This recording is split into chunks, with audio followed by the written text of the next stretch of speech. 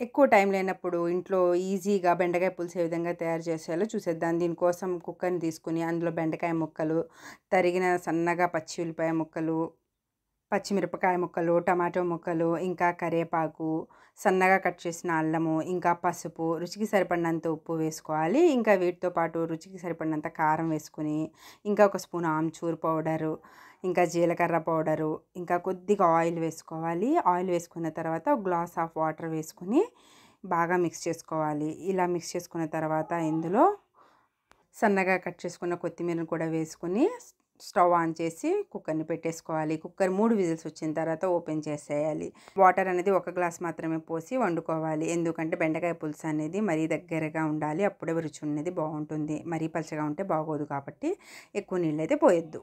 ఆవిరంతా పోయిన తర్వాత కుక్కర్‌ని ఓపెన్ చేసుకొని వేడి వేడిగా బెండకాయ పులుసుని తిన్నారంటే చాలా టేస్టీగా ఉంటుంది. నచ్చితే please like, share and subscribe.